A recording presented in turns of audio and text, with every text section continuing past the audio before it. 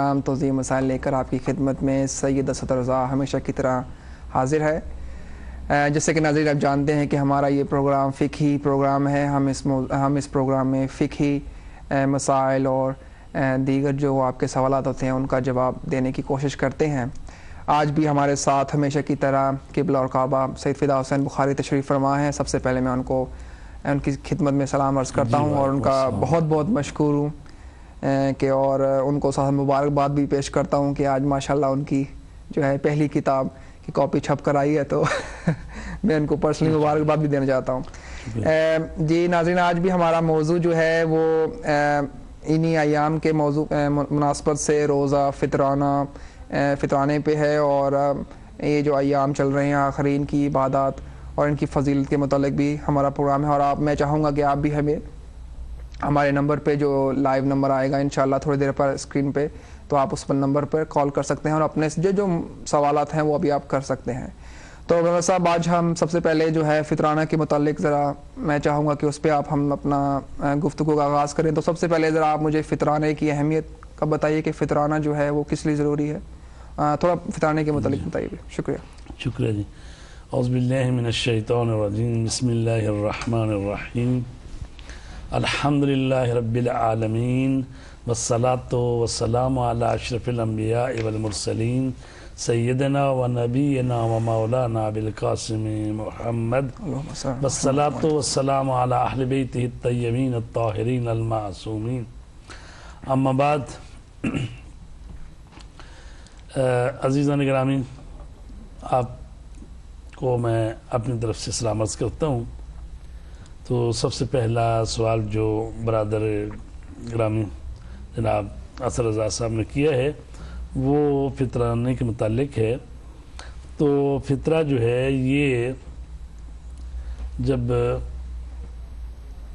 ماہ مبارک رمضان کا یعنی آخری روزہ ہم ختم کرتے ہیں، عید الفطر کی رات غروب آفتاب کے نزدیک جو شخص بالغ ہو، عاقل ہو اور فقیر نہ ہو، آزاد ہو، تو اس پر اپنا فطرانہ اور جن جن لوگوں کا نان و نفقہ اس پر واجب ہوتا ہے ان کی طرف سے فطرانہ دینا ضروری ہے۔ اور اگر گھر میں کوئی نوکر کو ملازم ہے جو انہی کے گھر میں دسترخوان پر کھانا کھاتا ہے تو اس کا بھی فطرانہ جو ہے وہ دینا ہوتا ہے۔ یہ 3 کلو جو چیز کھاتے ہیں یا اس شہر میں جو چیز استعمال ہوتی ہے، مثلا بعض علاقے ہیں کہ جہاں پر چاول زیادہ کھائے جاتے ہیں تو 3 کلو چاول کی قیمت یا 3 کلو چاول دینے پڑیں گے، اور کہیں ہے کہ گندم کھائی جاتی ہے زیادہ تو 3 کلو گندم کی قیمت دینی پڑے گی۔ کوئی ایسے علاقے ہوتے ہیں جہاں پر کھجور کھائی جاتی ہے زیادہ تو 3 کلو کھجور کی قیمت دینی ہوتی ہے، اور کئی ایسے علاقے ہیں جہاں مکئی اور جوار جس کو ہم کہتے ہیں، لہٰذا جو زیادہ کھانے کے طور پر چیز کھائی جاتی ہے اس کی قیمت یا 3 کلو وہ ہر شخص کے حساب سے، اگر کسی کے گھر کے افراد 5 ہیں تو اس کا مطلب ہے 5 کو 3 سے ضرب دیں گے 15 کلو، اس چیز کی قیمت یا وہ جنس وہ کسی فقیر کو، جو فقیر ہے جس کے پاس خرچہ نہیں ہے سال بھر کا، اس کو فقیر کہتے ہیں، یا مسکین جو اس کی حالت اس سے بھی زیادہ خراب ہے تو اس کو ادا کرنے چاہیے۔ احتیاط لازم یہ ہے کہ جو غذا اس کے شہر میں عام طور پر استعمال نہ ہوتی ہو، چاہے وہ گیہوں، جو، کھجور یا کشمش ہو، نہ دے، یعنی جو عمومی طور پر غذا استعمال کی جاتی ہے نا اس شہر میں، اس کا دینا چاہیے۔ جی ہاں جی، مولانا صاحب یہ تھوڑا اس پہ روشنی ڈالیے، مستحقین کون ہے فطرانے کے؟ جی، مستحقین وہی ہیں جو کہ زکوٰۃ کے مستحقین۔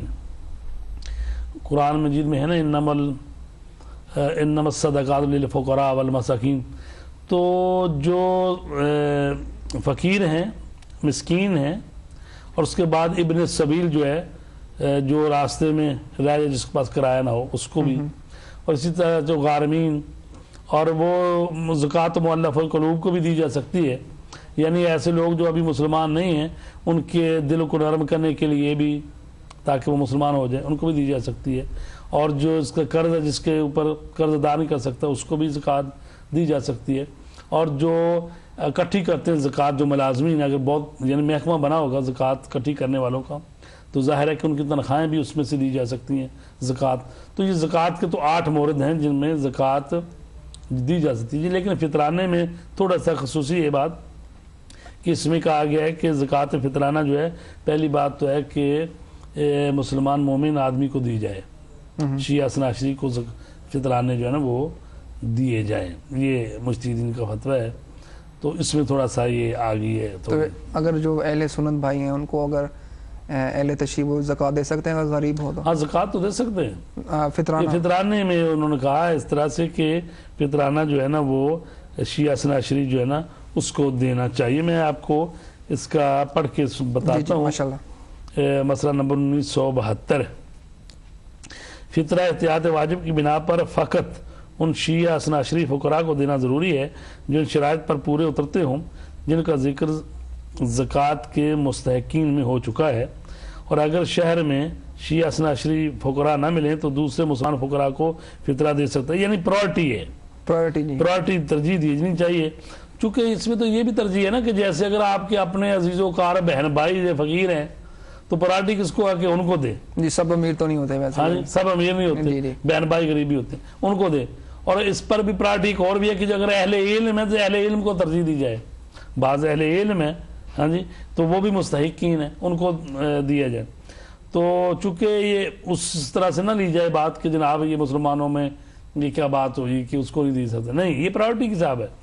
جس طرح سے یہ ہے کہ بہن بھائی جو سب سے زیادہ عزیز ہیں انسان کو، اگر وہ فقیر ہیں تو ان کو دینا چاہیے. اگر اس کے علاوہ ہمسائے بھی ہیں ساتھ کوئی تو ان کو دینے چاہیے. تو اگر مسلمان شیعہ اثنا عشری ہے تو اس کی پرائرٹی پہلی ہے کہ مومن بھائی ہے اس کو دینا چاہیے. اگر وہ شہر میں نہیں ہے ایسا کوئی تو پھر دوسرے مسلمانوں کو بھی دیے جا سکتے ہیں. جی بہت بہت شکریہ. اسی طریقے سے اپنے شہر کے مسلمانوں میں سارے مثلاً امیر ہیں تو پھر کسی دوسرے شہر میں بھی بھیجے جا سکتے ہیں، کسی دوسرے ملک میں بھی بھیجے جا سکتے ہیں. تو یہ ہے کہ لیکن یہ ہے کہ ناسبی کو نہیں دینے چاہیے. ناسبی کون ہوتے ہیں؟ جو کہ اہل بیت سے بغض رکھتے ہیں، دشمنی رکھتے ہیں، ان کو ناسبی کو فطرانے زکوٰۃ وغیرہ نہیں دینے چاہیے. باقی مسلمانوں کو دیے جا سکتے ہیں. اگر کوئی شیعہ بچہ فقیر ہو تو انسان یہ کر سکتا ہے کہ فطرہ جو ہے اس پر خرچ کرے یا اس کے سرپرست کو دے کر اس بچے کی ملکیت قرار دے دے. یعنی ظاہر ہے کہ بچے کو بھی دیا جا سکتے ہیں تو جو اس کا سرپرست ہے اس کو دے دیے جائیں کہ یہ فطرانہ سے بچے پر خرچ کیا جائے یا بچے کی ملکیت وہ مال بنا دیا جائے. جی بہت بہت شکریہ. مولانا صاحب ہم اپنی پہلی کال کی طرف بڑھتے ہیں. ہیلو السلام علیکم. وعلیکم السلام. جی مولانا صاحب سے 2 سوال پوچھنے تھے. جی آپ اپنا نام بتا دیجیے اور کہاں سے فون کر رہی ہیں آپ؟ جی مانچسٹر سے سمرین. مانچسٹر سے. ہاں جی السلام علیکم مولانا صاحب. جی وعلیکم السلام.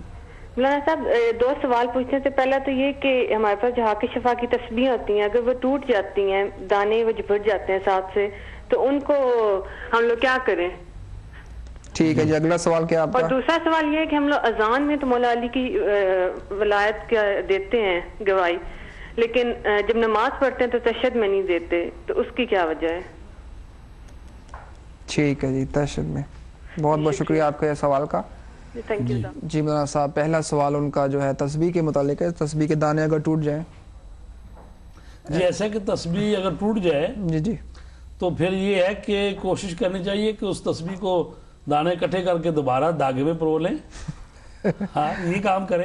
اگر واقعاً اتنے دانے گم ہو گئے ہیں کہ اب وہ تسبیح مکمل نہیں ہوتی تو ظاہر ہے کہ پھر تسبیح جو ہے بعض دفعہ کئی تسبیح ہوتی ہیں گھر میں، وہ ایک ٹوٹ جائے تو دوسری کے دانے پورے کر لیتے ہیں. اچھا چلے بھی پورا کر لیا جائے. ہاں جی. اور اگر بالفرض اگر ایسا ہے کہ